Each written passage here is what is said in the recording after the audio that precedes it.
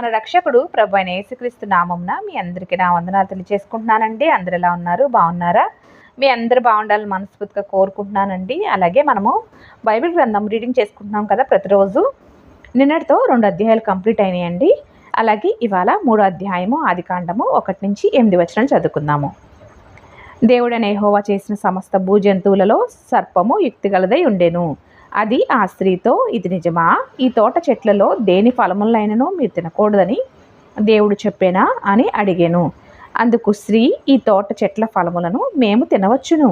అయితే తోట మధ్యనున్న చెట్టు ఫలములను గూర్చి దేవుడు మీరు చావకుండానట్లు వాటిని తినకూడదనియు వాటిని ముట్టకూడదనియు చెప్పినని సర్పముతో అనెను. అందుకు సర్పము, మీరు చావనే చావరు, ఏలయనగా మీరు వాటిని తిను దినమున మీ కన్నులు తెరవబడిననియు మీరు మంచి చెడ్డలను ఎరిగిన వారై దేవతల వలె ఉందురనియు దేవునికి తెలియననియు స్త్రీతో చెప్పగా, స్త్రీ, ఆ వృక్షము ఆహారమునకు మంచిదియు కన్నులకు అందమైనదియు వివేకమిచ్చు రమ్యమునుదినై ఉండుట చూచినప్పుడు ఆమె దాని ఫలముల్లో కొన్ని తీసుకొని తిని తనతో పాటు తన భర్తకును ఇచ్చాను.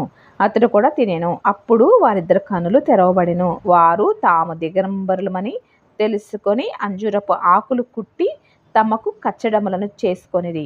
చల్లపుట్టను ఆదామును అతని భార్యయు తోటలో సంచరించుచున్న దేవుడైన యెహోవా స్వరము విని దేవుడైన యెహోవా ఎదుటికి రాకుండా తోట చెట్ల మధ్యను దాగుకొనగా. చూశారు కదండి, లేఖనాలు మీకు అర్థమైందని నేను అనుకుంటున్నాను.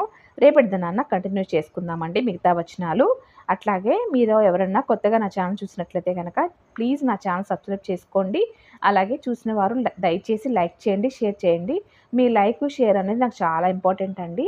మీ అందరికీ నా వందనాలు. థ్యాంక్ యూ ప్రతి ఒక్కరికి.